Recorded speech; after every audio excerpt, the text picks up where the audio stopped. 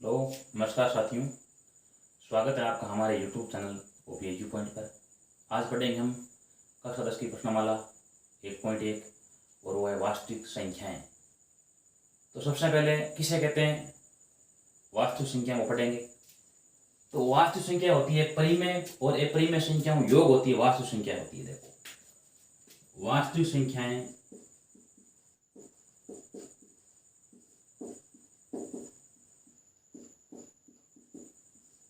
इसको हम आर के द्वारा लिखते हैं। ये होती है परिमेय और अपरिमेय संख्या का योग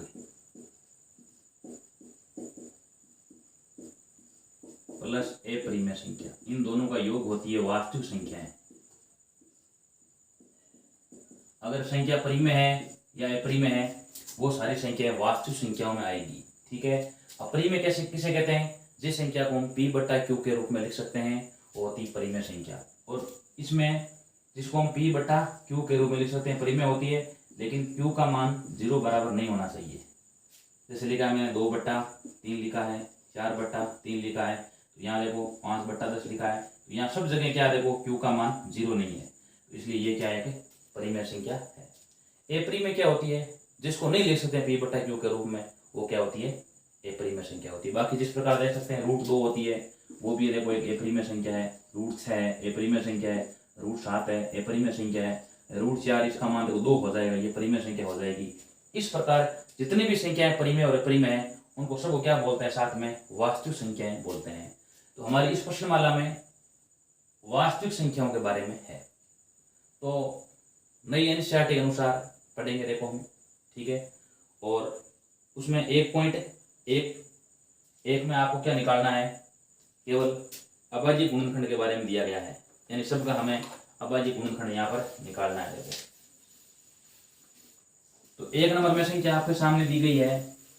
तो सवाल पहला है, उसमें दिया गया है निम्नलिखित संख्याओं को अभाज्य गुणनखंड के रूप में व्यक्त कीजिए, यानी आपको अभाज्य गुणनखंड के रूप में लिखना है।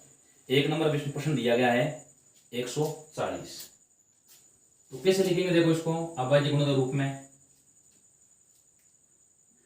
140 2 का भाग देखो 70 बार जा रहा है इसके अंदर, इसमें 2 का भाग देंगे 35 बार जा रहा है। 5 का भाग है 7 बार जा रहा है, 7 का भाग 1 बार जा रहा है। तो कैसे लिखेंगे इसको? अभाज्य गुण के रूप में लिखने के लिए हमें लिखना होगा 140 बराबर 2 × 2 × 5 × 7। यहाँ हो जाएगा 2 की घात 2 × 5 × 7, यानी ये कौन सा रूप हो गया है? ये हो गया 140 का अभाज्य गुणनखंड रूप में हमने इसको लिख दिया है। आगे क्या संख्या दे रखी है? 156 दे रखी है। तो यहाँ पर क्या लिखेंगे? देखो, करने का तरीका वही है। 156 में 2 का भाग देंगे, यहाँ भाग जाएगा पहले 78 बार, 2 का भाग 39 बार जाएगा। अब देखो 3 का भाग जाएगा 13 बार, और 13 का भाग इसमें जाएगा 1 बार। तो 156 बराबर आ जाएगा 2 × 2 × 3 × 13। यहाँ मान आ जाएगा 2 की घात 2 × 3 × 13। इस प्रकार हम क्या लिख सकते हैं? इनको अभाज्य गुणनखंड के रूप में लिख सकते हैं। यहाँ आ जाएगा 156 बराबर। तो सबसे पहले आपको अभाज्य गुणनखंड निकालना आना चाहिए। देखो, 140 का निकाला है और आगे हमने 156 का भी ज्ञात किया। देखो यहाँ पर इसके बाद में आगे इसका प्रश्न 3 नंबर दे रखा है, उसमें लिखा गया है 3825 3825 दिया गया है। 3825 3 नंबर प्रश्न, पहले का तीसरा 3825। इसका हमें क्या निकालना है? पहले इसका अभाज्य गुणनखंड निकाल लेते हैं। तो पहले देखते हैं, इसमें देखो 2 का भाग जाएगा नहीं। 2 का भाग जाने के लिए देखो नियम आपको याद होना चाहिए। जिस संख्या का इकाई अंक 0 हो, 2 हो, 4 हो, 6 हो, 8 हो, वो संख्या 2 से पूरी बार विभाजित होती है। यानी अगर इकाई अंक 0 आ जाए, 2 4 6 8 आ जाए, जो भी आ जाए इकाई अंक, इन्हें पांचों में से तो संख्या में 2 का भाग पूरा जाएगा। 3 का नियम क्या होता है? आप संख्या के अंकों को जोड़ लीजिए, जोड़ने के बाद योगफल में अगर 3 का भाग जा रहा है तो पूरी संख्या में 3 का भाग जाएगा। 5 का नियम क्या होता है? जिसका इकाई अंक क्या हो जाए? 0 और 5 हो जाए, ठीक है, उसमें 5 का भाग पूरा जाएगा। तो यहाँ देख सकते 3 का, आप देखो 2 का यहाँ इकाई 5 से 2 का जाएगा नहीं। 3 का चेक करते हैं, अंकों को जोड़ते हैं। देखो 8 3 11, 11 2 13 और 5 18 हो रहे हैं।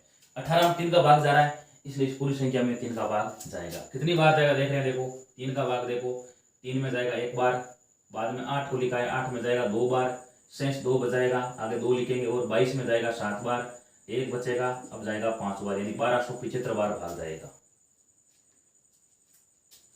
ठीक है, अब उसके बाद में और अंकों को जोड़ते हैं। देखो ये हो रहा है 7 और 3 15 हो रहे हैं। देखो और 3 का भाग जाएगा, 3 का भाग देखो सबसे पहले जाएगा 4 बार, उसमें जाएगा 2 बार और 425 बार जाएगा। अंकों को एक बार और जोड़ लेते हैं। देखो ये हो रहे हैं 5 11 हो रहे हैं। अब की बार 11 में 3 का भाग नहीं जाएगा, इस कारण इस संख्या पूरी में ही 3 का भाग नहीं जाएगा। तो किसका भाग देंगे? देखो आगे हम इसमें 5 का भाग देंगे। तो 5 का भाग कितनी बार जाएगा? 8 बार जाएगा, और बाद में 5 बार। अब इसमें और देखो 5 का भाग जाएगा 17 बार, 17 में 17 का भाग कितनी बार जाएगा? 1 बार। यहाँ लिख देंगे 3825 बराबर 3 इंटू 3 इंटू 5 इंटू 5 इंटू 17। ये हो गया 3 की घात 2, 5 की घात 2 इंटू 17।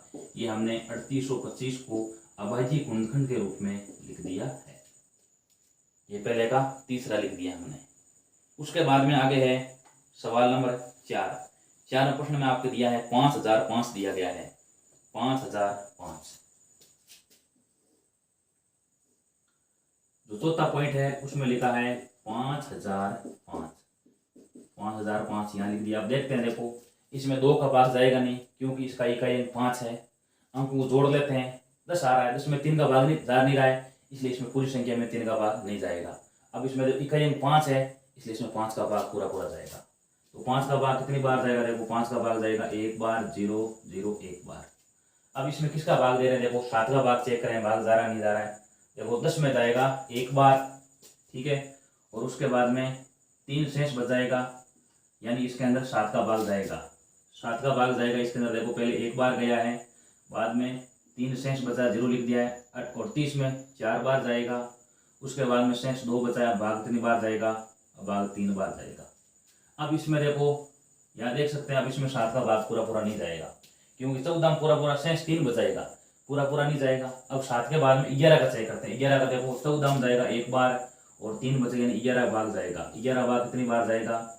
11 14 में जाएगा 1 बार, और बाद में 3 बार। 13 में 13 का ही जाएगा 1 बार, यानी 5005 बराबर 5 इंटू 7 इंटू 11 इंटू 13। ये अब देखो इसमें कोई ज्यादा बार, एक से अधिक बार घात नहीं है, इसलिए जिस प्रकार इसको लिखा है वैसे इस रूप में नहीं लिख सकते हैं, इसलिए इसका ही उत्तर होगा 5 इंटू 7 इंटू 11 इंटू 13। इसके बाद में आगे वाला पॉइंट क्या दे रखा है? देखो पॉइंट नंबर आगे 5 में लिखा है 7429।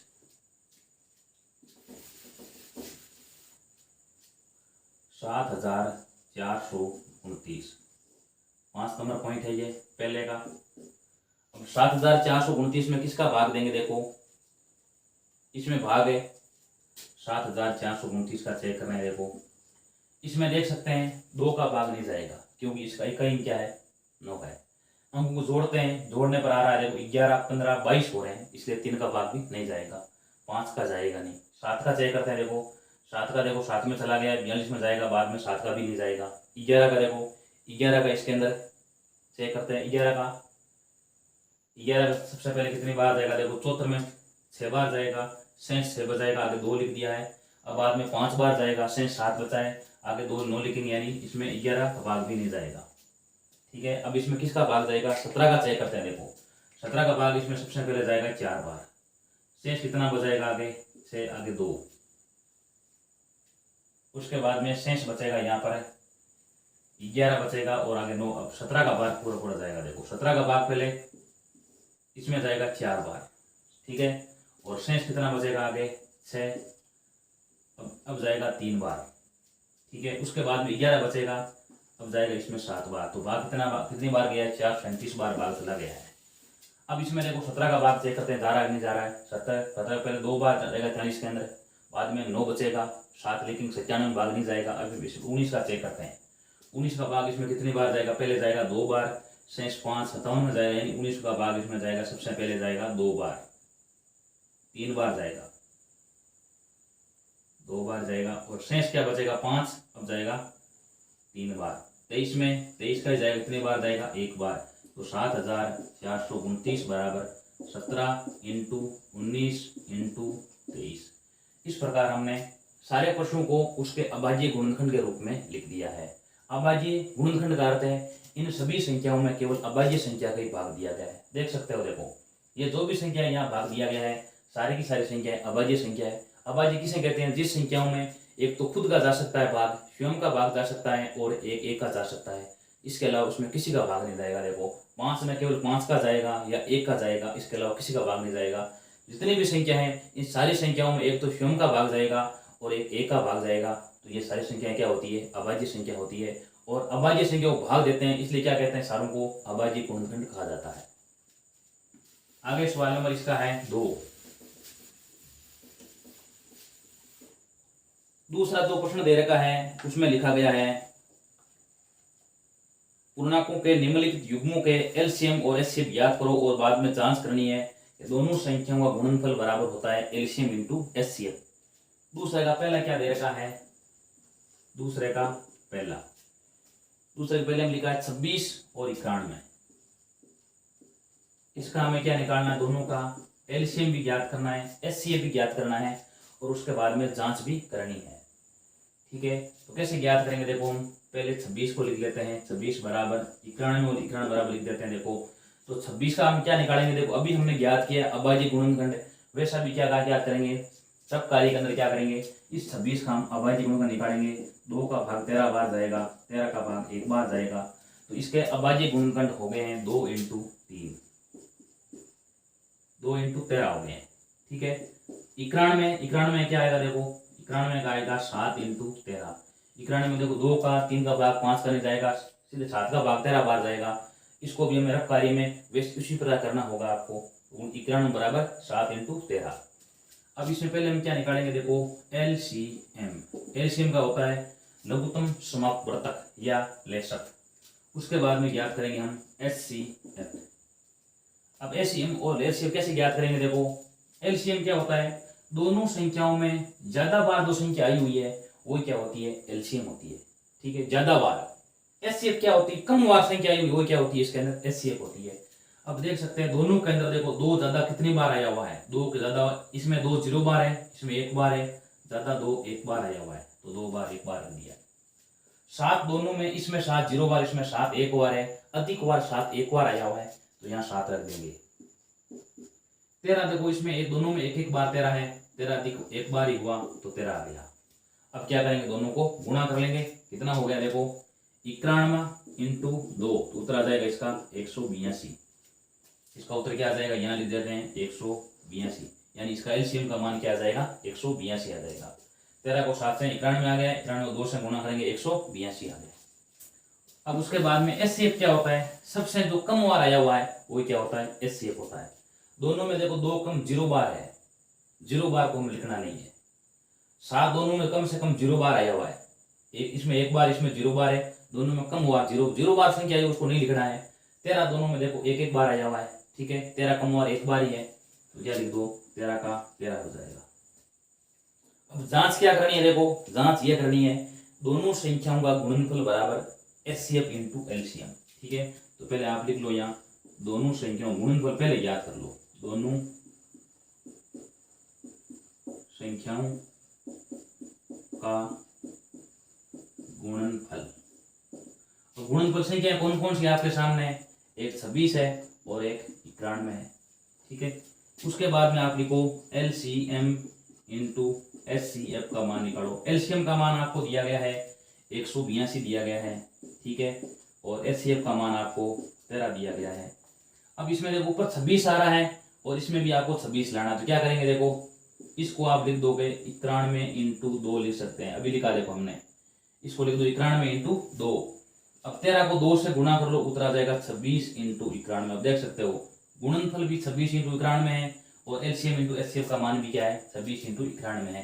अतः लिख सकते हो अतः दोनों संख्याओं का गुणनफल किसके बराबर है? एलसीएम इंटू एचसीएफ के बराबर है। दोनों संख्याओं का गुणनफल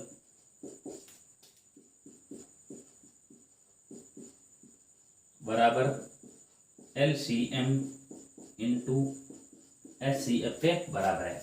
ये आपको यहां तक लिखना है। ये देखो सवाल दूसरे का पहला पूरा हुआ है।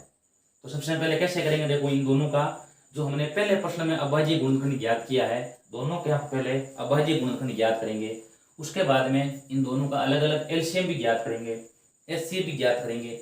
उसके बाद में क्या करेंगे, इनकी जांच करेंगे। जांच में पहले क्या करेंगे, आप दोनों संख्याओं गुणनफल कर लो, बाद में एलसीएम एचसीएफ गुणा कर लो, दोनों उत्तर क्या आएगा, बराबर आएगा। आपको यहाँ जांच करते समय पूरा गुणा करने की जरूरत नहीं है आपको, क्योंकि उत्तर में क्या आना चाहिए, बराबर आना चाहिए, केवल 26 × 91 आना चाहिए। और यहाँ भी वही बात आ रही है, गुणा करोगे टाइम ज्यादा लगेगा, इसलिए आपको यहाँ तक करना है, ठीक रहेगा। देखो जांच करनी है केवल आपको, ठीक है। अब इसमें एलसीएम निकालना, देखो पूरा हमने गुणा कर एलसीएम ज्ञात कर लिया है, एचसीएफ भी मैंने पूरा गुणा करके ज्ञात कर दिया है। अब इसको जांच करने में आपको केवल 26 × 91 लेना है, इसलिए आपको यहाँ तक कर देना है। तो इसलिए दोनों संख्याओं गुणनफल किसके बराबर है, एलसीएम इंटू एचसीएफ के बराबर है। ये सूत्र भी हमें याद रखना है कि दो संख्या होती है, उनका गुणनफल किसके बराबर आता है, एलसीएम इंटू एचसीएफ के बराबर आता है। आगे सवाल नंबर है, इसका दूसरा पॉइंट 510 × 92।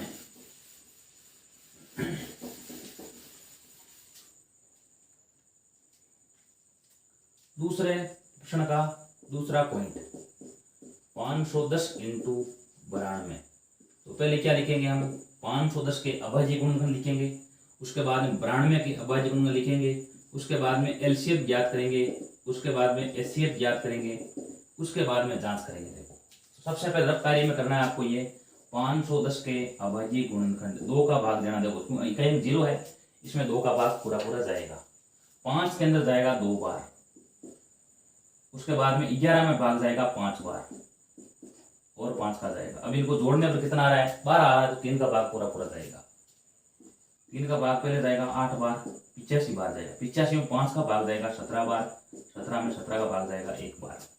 यानी यहाँ हो गया है 2 × 3 × 5 × 17, ठीक है। और 92 का क्या होगा, 92 में देखो 2 का भाग जाएगा 46 बार जाएगा, 46 में 2 का भाग 23 बार जाएगा, और 23 में 23 का भाग कितनी बार जाएगा, 1 बार।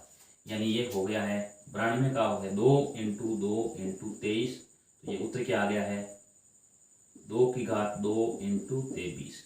ये हमने क्या निकाल दिया, देखो यहाँ तक हमने एलसीएम ज्ञात।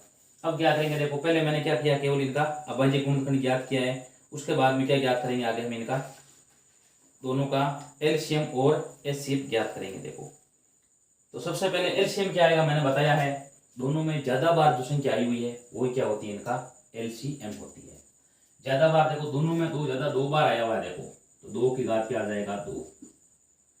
3 दोनों में ज्यादा 1 बार आया हुआ है, देखो इसमें 0 बार, इसमें 1 बार है, तो 3 लिख देंगे। 5 दोनों में ज्यादा 1 बार आया हुआ है, 5 रख देंगे। 17 दोनों में ज्यादा 1 बार आया हुआ है, 23 दोनों में ज्यादा 1 बार आया हुआ है, 23 लिख दो। अब क्या करेंगे, इन संख्याओं को गुणा करेंगे, तो गुणा करने में उत्तर क्या आ जाएगा, पूरा देखो पूरा उत्तर आ जाएगा इसका 23,460 आ जाएगा, 23,460। ये उत्तर एलसीएम ज्ञात हो गया है। उसके बाद में एचसीएफ क्या होता है, दोनों में कम वार संख्या आती है वो एचसीएफ होती है। एचसीएफ देखो देख सकते हैं, दोनों में कम वार क्या संख्या आई हुई है, देखो यहाँ देखो दोनों में 2 बार है, 1 बार है, दोनों में कम वार कितनी बार हुई, 1 बार हुई, ये हो जाएगा देखो 2। उसके बाद में 3 देखो दोनों में कम 0 बार है, 0 को नहीं लिखेंगे। 5 दोनों में कम 0 बार है, नहीं लिखेंगे। 17 दोनों में 1 बार या 0 बार है, कम बार 0 बार है, उसको नहीं लिखेंगे। 23 इसमें 1 बार है, ऊपर 0 बार है, 0 बार को नहीं लिखेंगे, ठीक है। इसका एचसीएफ क्या होगा, केवल 2 आ जाएगा। अब उसके बाद में क्या लिखेंगे, इसको जांच करनी है, तो यहाँ लिख दो पहले दोनों संख्याओं का गुणनफल, दोनों संख्याओं का गुणनफल बराबर में संख्या क्या दी गई है आपके सामने, 510 × 92 दी गई है, 510 × 92। उसके बाद में यहाँ लिख देंगे एलसीएम इंटू एचसीएफ। इसको इसके समय क्या लिखेंगे, देखो एलसीएम को आप ये पूरी संख्या में ये ऊपर वाली संख्या ये एस देखो इसके अंदर है, क्योंकि आपको जान इसका गुणा करना ये उत्तर आ रहा है, इसलिए आपको ये संख्या लिख देनी है, नीचे वाली संख्या मत लिखो ना, क्योंकि ये उत्तर आपको लाना है। यहाँ 2 की घात 2 × 3 × 5 × 17 × 23 और आगे आ रहा है गुणा कर एचसीएफ का मान कितना है 2। अब गुणा कर देंगे, देखो इनको 23 है, 23 को किससे गुणा करेंगे, 4 से गुणा करेंगे, उत्तर क्या आ जाएगा 92 आ जाएगा। और बाकी देखो 17 × 5 × 3 × 2 मान क्या आएगा देखो 510 आ रहा है, दोनों बराबर है। ठीक है, अतः क्या लिख सकते हैं, अतः दोनों संख्याओं का गुणनफल बराबर में LCM इंटू HCF है। लिख दो, दोनों संख्याओं का गुणनफल बराबर में LCM इंटू HCF है। यही क्या इसका आंसर कर सकते हैं। देखो इस प्रकार ये हमारा दूसरे का दूसरा पूरा हो चुका है। इसके बाद में आगे इसका जो तीसरा पॉइंट दे रखा है 336 इंटू 54, कैसे करेंगे देखो उसको।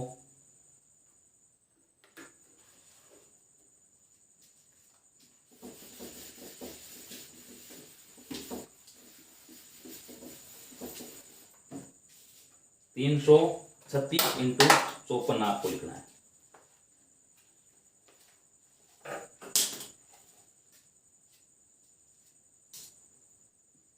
तीन 336 इंटू 54, दूसरे का ये तीसरा पॉइंट है। तो पहले क्या करेंगे देखो, इसका हम दोनों अलग अलग संख्या दी गई है 336 और 54। इसका हमें क्या निकालना है, पहले LCM निकालना है, HCF निकालना है। तो पहले 336 के बराबर रख दोगे, बाद में 54 बराबर निकलोगे, बाद में इनका LCM ज्ञात कर दोगे, बाद में इसका HCF भी ज्ञात करोगे। ठीक है, सारी बातें हमें यहाँ पर याद करनी है और उसके बाद में जांच भी करनी है। तो पहले क्या लिखेंगे हम, 336 के अभाज्य गुणनखंड, 2 का भाग कितनी बार जाएगा, देखो 33 में भाग 16 का बार जाएगा, 1 बचा है और 16 में 8 बार जाएगा। अब इसमें 2 का भाग कितनी बार जाएगा, और 2 का भाग इसमें, और 2 का भाग इसके, ये देखो आ गया है 336 बराबर 2 into 2 into 2 into 2 into 3 into 7, यानी 2 की घात 4 इंटू 3 इंटू 7 आया है। 54 का क्या करेंगे देखो, 54 में सबसे पहले 2 का भाग 27 बार जाएगा, 27 में 3 का भाग 9 बार जाएगा। अब इसमें देखो मान क्या आ गया इनका, 54 का आ गया 2 इंटू 3 इंटू 3 इंटू 3, मान आ गया 2 इंटू 3 की घात 3। यहाँ तक कर लिया हमने। अब क्या करेंगे देखो, इसका हम LCM भी ज्ञात करेंगे और इसका HCF भी ज्ञात करेंगे। LCM क्या होता है, जो संख्या ज्यादा बार आई हुई है, दोनों में 2 ज्यादा कितनी बार आया है देखो, 4 बार आया है तो 2 की घात 4। 3 दोनों में ज्यादा कितनी बार आया हुआ है देखो, 3 बार आया हुआ है तो 3 लिख दो। 7 दोनों ज्यादा 1 बार आया हुआ है तो क्या रख दोगे 7। अब गुणा करेंगे इनको, देखो गुणा करेंगे इसका उत्तर क्या आ जाएगा देखो, इसका पूरा उत्तर आ जाएगा 30,024 आ जाएगा, यानी 3024। यानी गुणा करेंगे देखो 7 और ये 27 हो जाएगा, ये क्या आ जाएगा 2 की घात 4 16 हो जाएगा, गुणा करेंगे इसका उत्तर आएगा 3024। HCF का मान क्या होगा, सबसे कम बार आई हुई है, दोनों में देखो 2 कम 1 बार आई हुई है, 2 रख दो। दोनों में देखो 3 कम 1 बार आई हुई है, 1 बार रख दो। 7 दोनों में 0 बार, उसको नहीं रखेंगे, इसका मान क्या आ जाएगा 6 आ जाएगा। अब क्या करेंगे, आप जांच करोगे तो लिख दो, दोनों संख्याओं का गुणनफल बराबर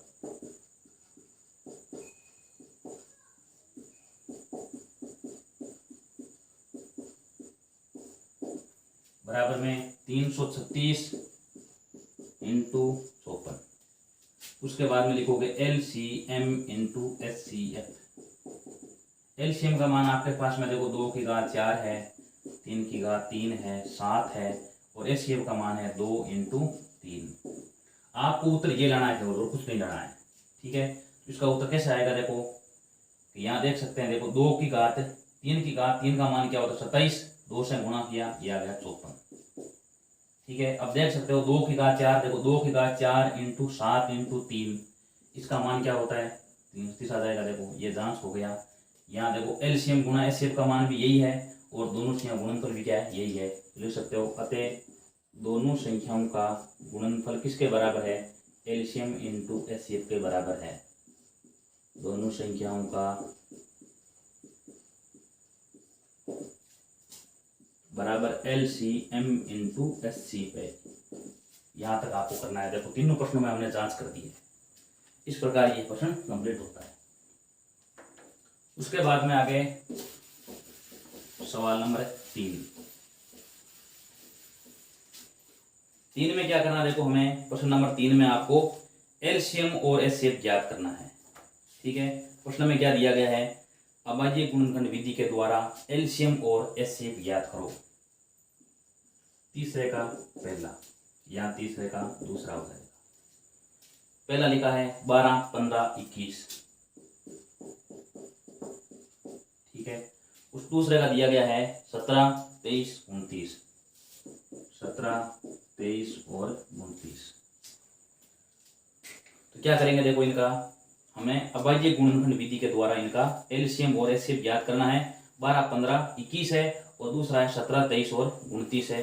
अब इसमें कैसे ज्ञात करेंगे, देखो अभाज्य गुणनखंड विधि का नाम दिया गया है, हम इसी विधि का प्रयोग करेंगे। देखो तो इसमें क्या लिखा गया है, सबसे पहले हम 12 के अभाज्य गुणनखंड लिखेंगे। देखो यह आ जाएगा, देखो 2 इंटू 2 इंटू 3 यानी 2 की घात 2 इंटू 3 आ जाएगा।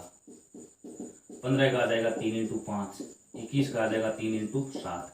रफ्तारी हमने पहले अभाज्य गुणनखंड ज्ञात करके यहाँ पर लिखना है आपको। उसके बाद में पहले लिखेंगे एलसीएम, उसके बाद में हो जाएगा एचसीएफ। एलसीएम क्या होता है, जो संख्या ज्यादा बार आई हुई है। दोनों में देखो 2 देखते हैं ज्यादा 2 बार आया हुआ है तो 2 की घात 2 हो जाएगा। 3 देखते हैं, देखो 3 तीनों में 1 1 बार आया, 3 को 3 रख दो। 5 देखो तीनों में अधिकतम 1 बार आया हुआ है, 1 बार रख दो। 7 भी 1 बार आया, 1 बार रख दो। गुणा करेंगे, देखो 2 की घात 2 का मान 4 होगा, 4 को 3 से गुणा करें 12 आएगा, 12 को 5 से 60 आएगा और 60 को 7 से गुणा करेंगे आ जाएगा 420 आ जाएगा। यही को उत्तर देखो एलसीएम आ गया। एचसीएफ कैसे ज्ञात करेंगे, दोनों में तीनों में देखो कम बार क्या संख्या आई हुई है। देखो देखो 2 इसमें 2 बार है, इसमें 0 बार है, इसमें 0 बार नहीं लिखेंगे। 3 इसमें 1 बार है, 1 बार है, 1 बार आई हुई है, 3 को रख दो।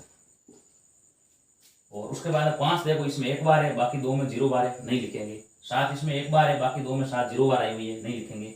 इसका एचसीएफ क्या आ जाएगा, केवल 3 आ जाएगा। आगे सवाल कर रहे हैं, देखो 17, 23, 29। तो इसका उत्तर कैसे करेंगे, देखो हम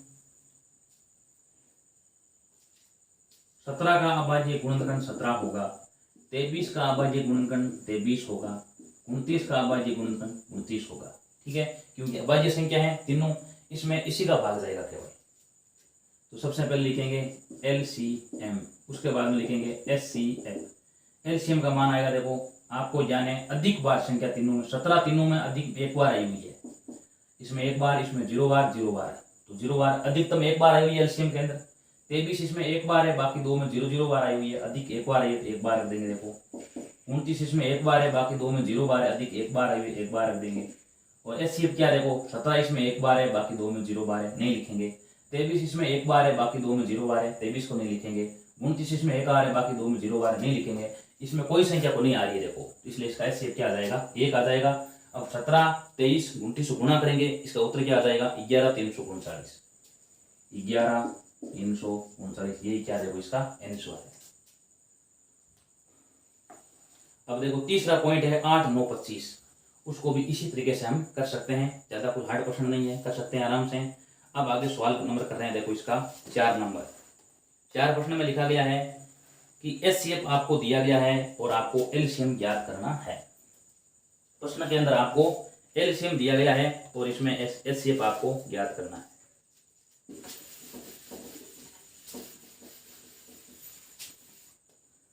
सवाल नंबर 4,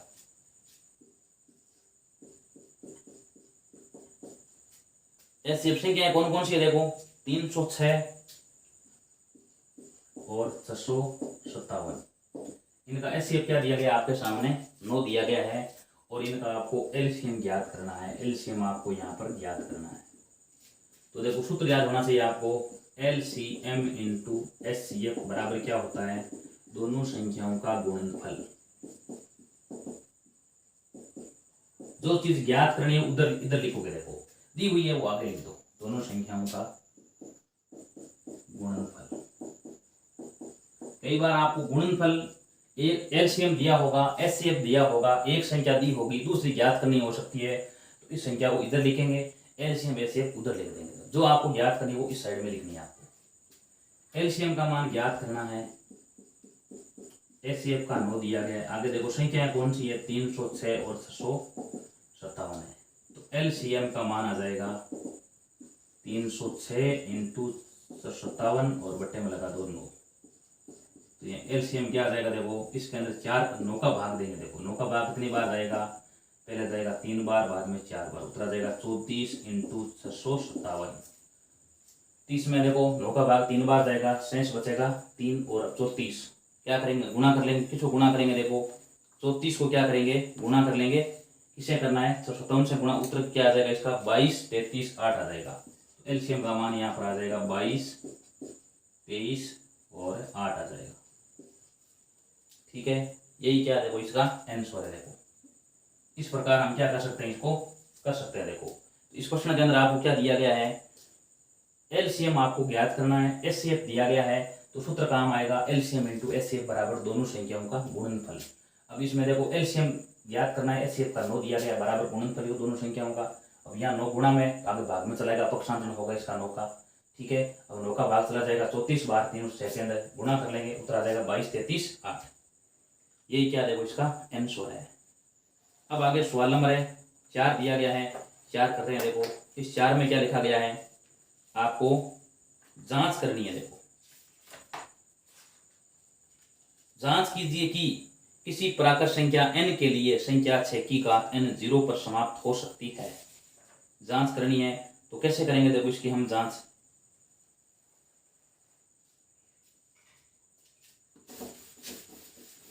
जांच ये करनी है कि 6 की घात n एक शून्य पर समाप्त होगी, ये आपको जांच करनी है। ठीक है, तो सबसे पहले आपको ये ध्यान रखनी है,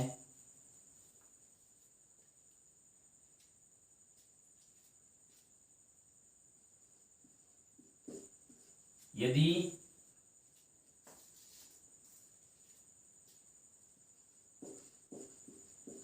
किसी संख्या n के लिए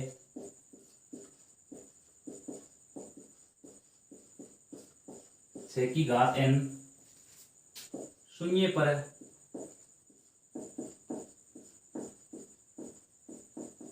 समाप्त होती है, तो यह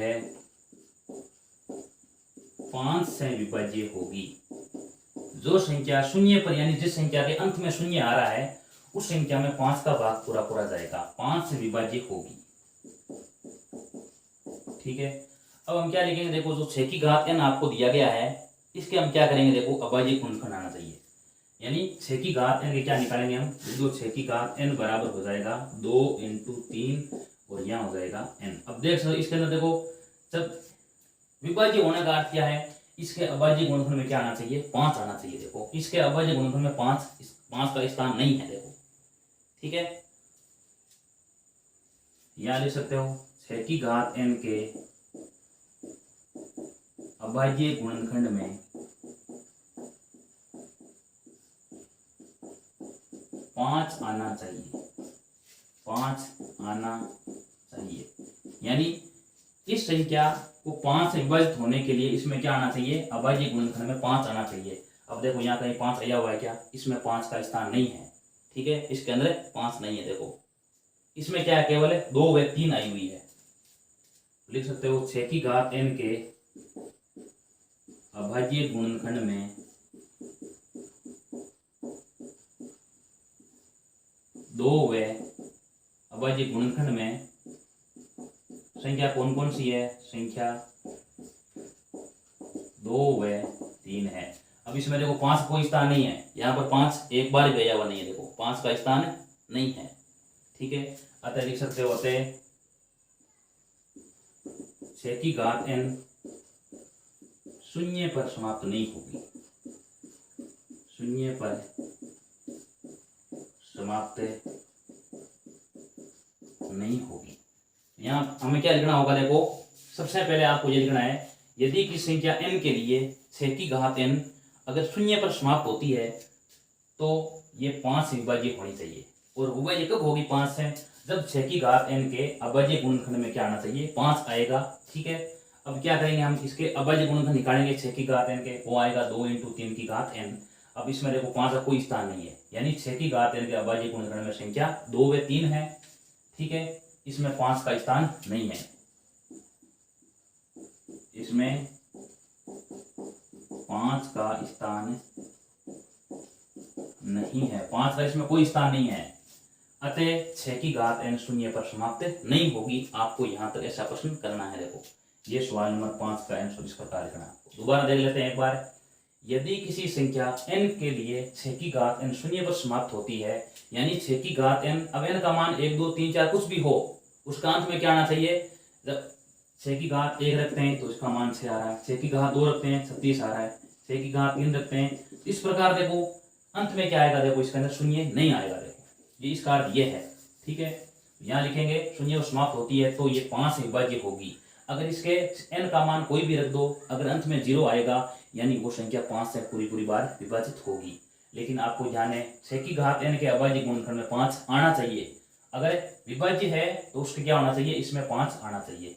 इसमें 5 देखो कहीं नहीं आ रहा है, 2 × 3 आ रहा है, यानी 6 की घात n के अभाज्य गुणनखंड में संख्या 2 व 3 है, इसमें 5 का स्थान नहीं है। 5 का स्थान नहीं है तो 6 की घात n शून्य पर समाप्त नहीं होगी। ये बात आपको यहाँ तक लिखनी है। आगे सवाल नंबर 6, व्याख्या कीजिए कि ये दो संख्याएं दी गई है भाज्य संख्याएं क्यों हैं।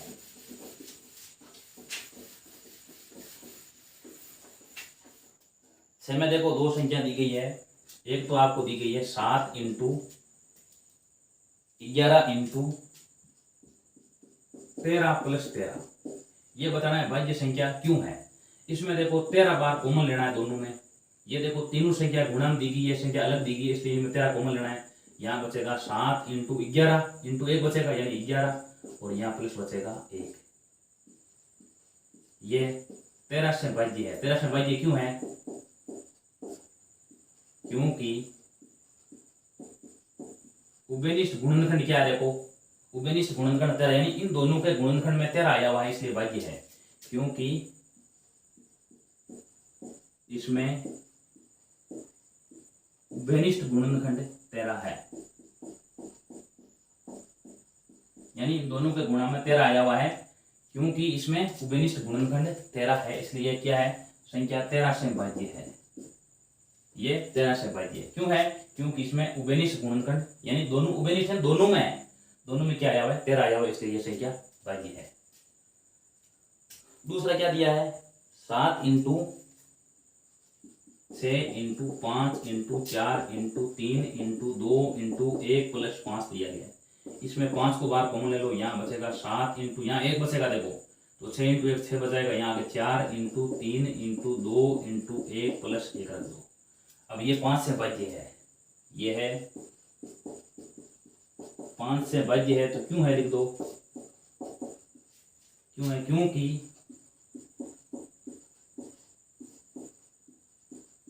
इसमें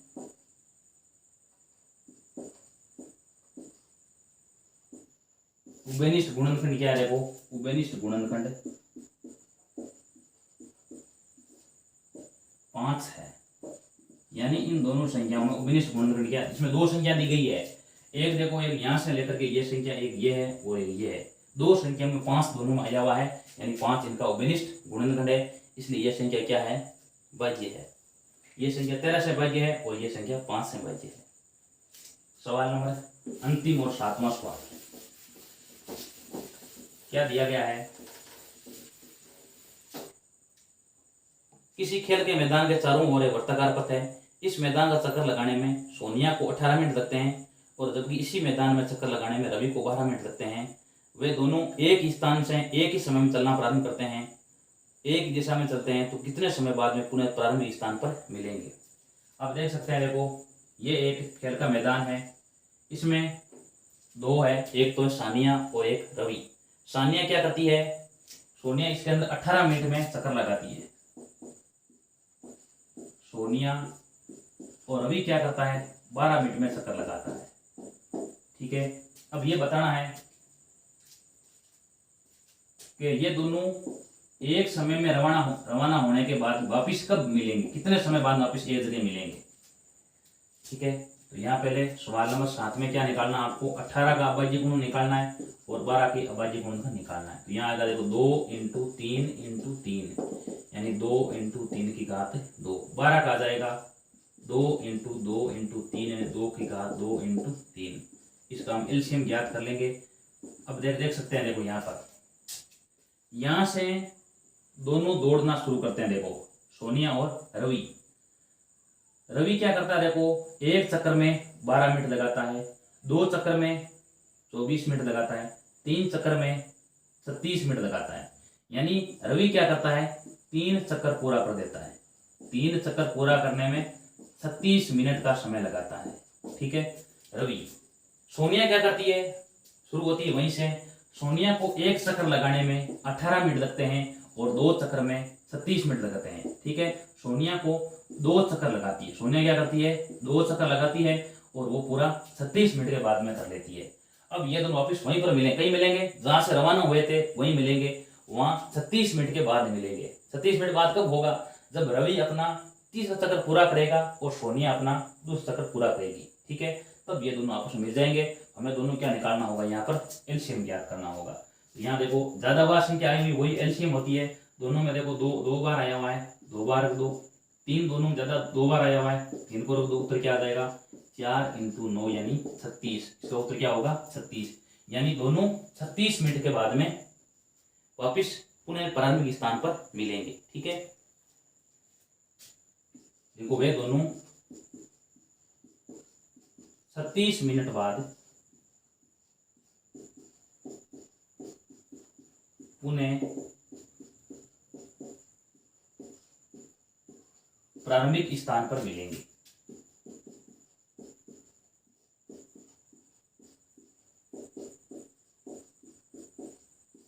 ये आपको यहां पर लिखना है, वे दोनों 36 मिनट बाद पुनः प्रारंभिक स्थान पर मिलेंगे।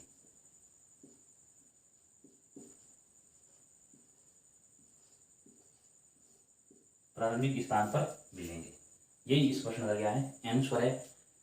इस प्रकार हमारा ये प्रश्न कंप्लीट हो जाता है, सवाल नंबर 7। आगे की वीडियो में हम प्रश्नमाला 1.2 करेंगे और इसमें हमने 1.1 को पूरा किया है। यदि वीडियो अच्छा लगा है तो वीडियो को आप लाइक कीजिए, शेयर कीजिए, कमेंट कीजिए और हमारे चैनल को सब्सक्राइब कीजिए। धन्यवाद।